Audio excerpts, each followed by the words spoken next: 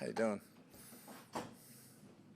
Walk through Wednesday, but what can you tell us about guys like Bucky or Chris or for that matter, Ray? Some of you guys around.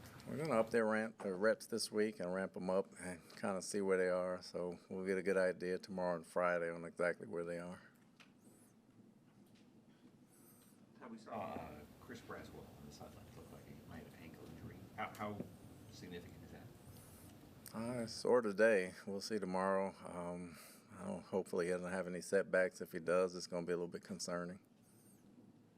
It seems like Watts is out there. Doesn't look like he has no patience. Could he potentially be back, or at least you'd have him to offset a potential loss? He's supposed to be full speed this week. We'll see how his hand in when we practice tomorrow and run around, see how he uses it. Todd, this is your seventh year of running this defense. Despite 3 takeaways, you gave up the most points you had ever given up in Tampa. What were your emotions watching the game film? Is there any sense of embarrassment or anything about what happened in Buffalo from a defensive standpoint? I'm embarrassed every time we lose, but from a defensive standpoint, we didn't play well. We had a stinker. You know, it happens. This league humbles you. Every now and then you're going to have something that messes up. As coaches, we can definitely do a better job. As players, we can do a better job. And we didn't play well. We didn't coach well. That's really all that summed it up to. You know, one play that I think might have got lost, Todd, was after the punt and Buffalo's drive, they started on their 15 and made some first downs, and then it was a third down play, and I think the play didn't work, and then it was a face mask penalty on Parrish.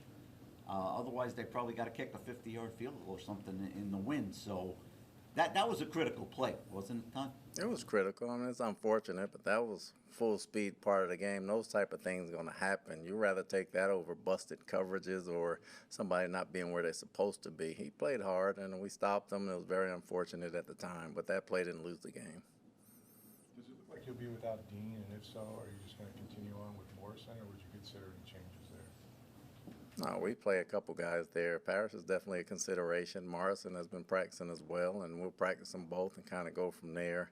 Things a little nicked up right now. If he doesn't make any progress, you know, there's a good chance he might not be in there. I didn't see Chase McLaughlin out there. I don't know if that's injury or illness, or what is he doing? He was excused for a personal one. He'll be back tomorrow. Won't be a problem.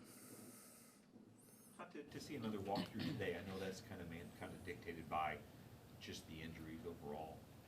But at some point, if you've had 5-6 weeks in a row where you're not in full practice on Wednesday, do you think that has a negative impact, or in terms of what you want to do with the team during the week to get them ready for Sunday? We've done the same thing the last 2 years. You know, unfortunately, this Wednesday, a lot of people have taken ill as a bug going around the building, and we had about 5 coaches and about 15 players down that helped aid in this walkthrough. So there's nothing we can really do about that today.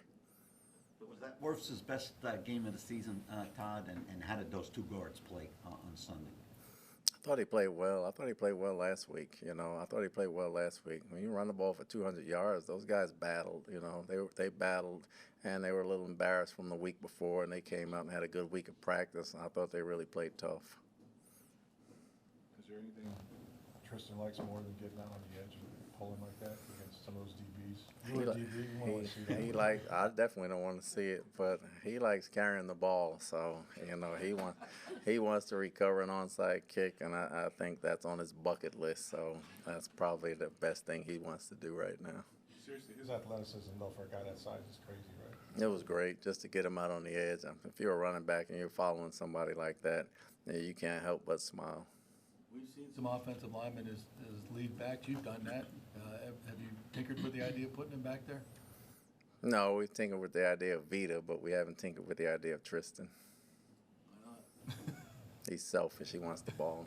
Todd, are the Rams in consideration maybe if somebody wants to pick the best team in the league right now, the most complete team in the league? Are the Rams in the conversation? They definitely are. I mean, they're playing great ball right now. They don't beat themselves. They get very few penalties. They take care of the football, and they play very hard on defense. So they're definitely in the top 2. How are they able to rally around losing a great player, a Hall of Fame player like Aaron Donald, and then a few years later, they got a heck of a defense?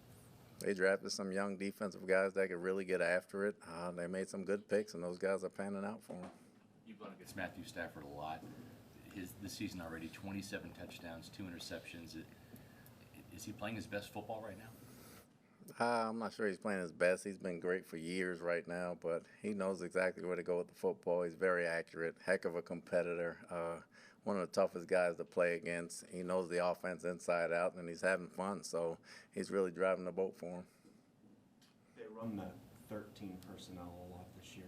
From a defensive standpoint, what is it about the 3 tight ends that they've been running that has allowed them to be so dominant offensively this year, do you think? It's 3 tight ends, but it could play out like 2 tight ends or even 1 tight end. They're very versatile in what they do when they run the 3 tight end set. If you're big, they spread you out and they can throw it. If you're small, they can pound you. So it's a very smart aspect of their game and what they do. Sean's a great coach and does a great job with that, so we really got to be sharp. Can you talk about the 1-2 punch they have with Buccaneers and also Devontae Adams, who's leading the league in touchdowns with 10? Oh, yeah, both tough, both aggressive at the line of scrimmage. It's hard to play them one-on-one. They're very savvy at the top of the route as well. Puka and Devontae both have very strong hands, very polished route runners, so it's going to be a challenge for our guys.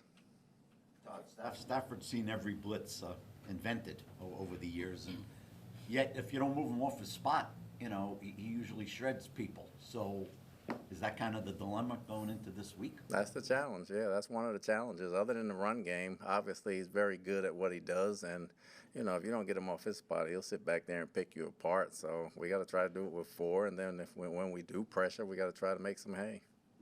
To that degree, getting pressure with 4, that's been an issue, and he is really good against the blitz. So as a play caller, and especially going up against McVay, philosophically, how do you treat that?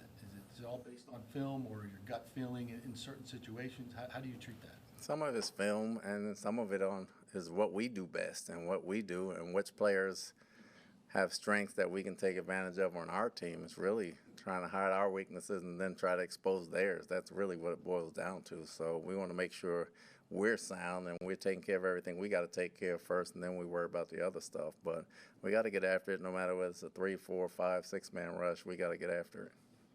How do you go about fixing your coverage on special teams?